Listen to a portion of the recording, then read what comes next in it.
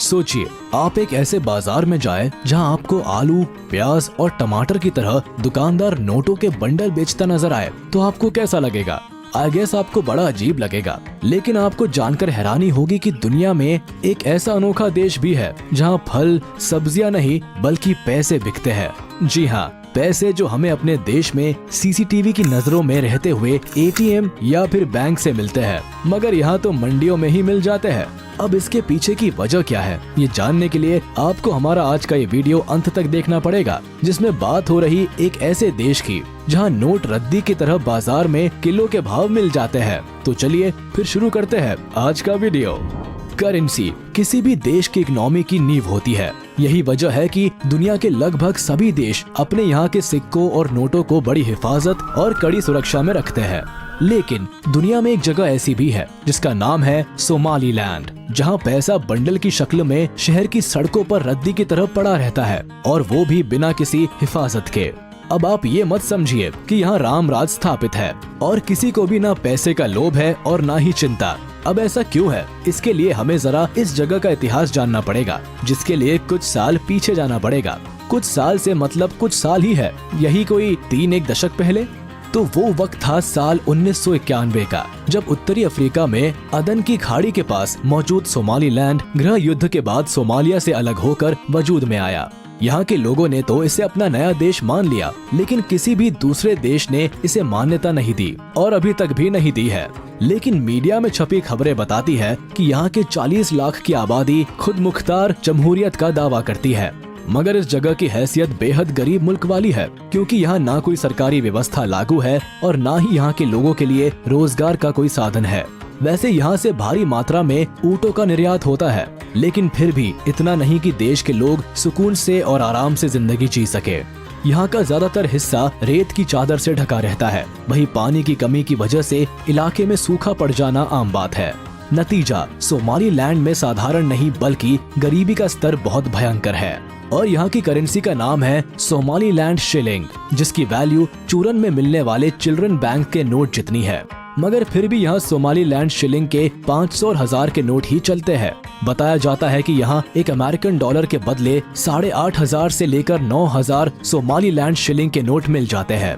वही अगर कोई $10 दे दे तो उसको नोटों की वैल्यू के हिसाब से नहीं बल्कि किलो के हिसाब से शिलिंग दिए जाते हैं, और वो भी 1-2 किलो नहीं, पूरे 50 किलो सोमालीलैंड शिलिंग। वही अगर यहाँ किसी को सिगरेट की तलब लग जाए और उसे एक सिगरेट खरीदनी हो तो उसे हमारे यहाँ की तरह 10 या फिर 20 या 22 रुपए नहीं बल्कि पूरे 500 या फिर 1000 शिलिंग का नोट चाहिए होता है।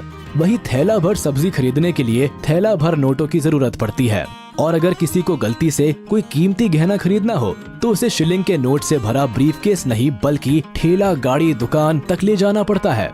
अब यहाँ हम आपको ई रिक्शा या फिर टेम्पो का उदाहरण भी दे सकते हैं, लेकिन दिया नहीं, क्योंकि यहाँ पर एक पहिए वाली ठेला गाड़ी सबसे ज्यादा चलती है। यही वजह है कि यहाँ की राजधानी कही जाने वाली हर्षिगा के बाजारों में अक्सर लोग ठेला गाड़ी पर ही नोट लाद कर चलते हुए नजर आते हैं।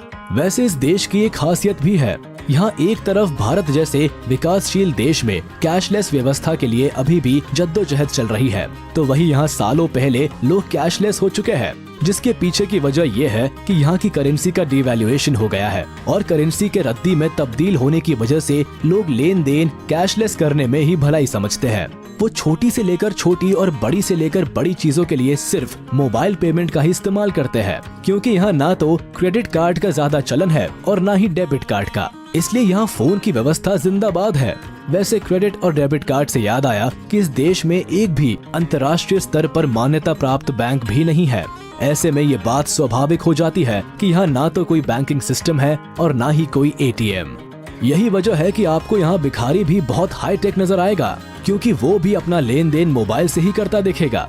वैसे सबके कैशलेस हो जाने की वजह ये भी हो सकती है कि कौन छोटी मोटी खरीदारियों के लिए झोला भरकर नोट ढोता फिरे, इसलिए यहाँ आम और खास सभी कैश विहीन रहना ही पसंद करते हैं। फिर चाहे फुटपाथ पर सब्जी और फल बेचने वाले हो या फिर बड़ी बड़ी चमचमाती परचून और बाकी जरूरत के सामान वाली दुकानों पर बैठे धन्ना सेठ, कहीं भी चले जाओ, बस अपने मोबाइल से दुकानदार का मोबाइल नंबर या फिर QR कोड स्कैन करो, पैसे तुरंत ग्राहक के अकाउंट से दुकानदार के खाते में चले जाते हैं। वैसे सिर्फ सोमालीलैंड ही नहीं, अफ्रीका के कई छोटे बड़े देश कैश रखने का झंझट छोड़ कैशलेस वाली व्यवस्था की ओर तेजी से बढ़ रहे हैं। घाना, तंजानिया, युगांडा में भी मोबाइल बैंकिंग की क्रांति आ रखी है। इसी तरह केन्या में भी बड़ी तादाद में लोग एम-पेसा के जरिए भुगतान कर रहे हैं। वैसे अब आप ये मत मान लीजिएगा कि कैशलेस हो जाना कौन सी बड़ी बात है। हमारे देश में भी तो कई बड़े शहर लगभग पूरी तरह से कैशलेस हो चुके हैं। मगर सोमालीलैंड की खासियत है कि यहाँ के शहरों के साथ साथ गाँवों में भी लोग नोटों को भूल चुके हैं।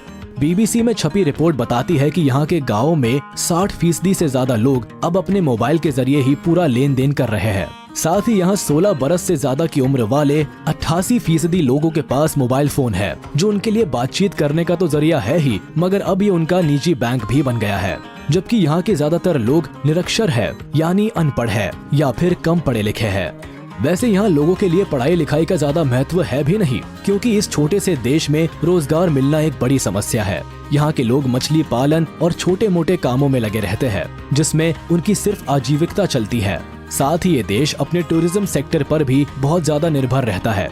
बताया जाता है कि सोमालिया में बीचेस और यहाँ काफी रहस्यमय गुफाएं और जंगल है, जिस पर रिसर्च चलता रहता है और शोध से जुड़े लोग आए दिन यहाँ आते जाते रहते हैं। तो चलिए दोस्तों, पैसों के बाजार और सोमालीलैंड के बारे में बताता ये वीडियो यही खत्म होता है। उम्मीद है आपको ये पसंद आया होगा। आप अपने जेन्युइन रिव्यूज हमें कमेंट करके बता सकते हैं।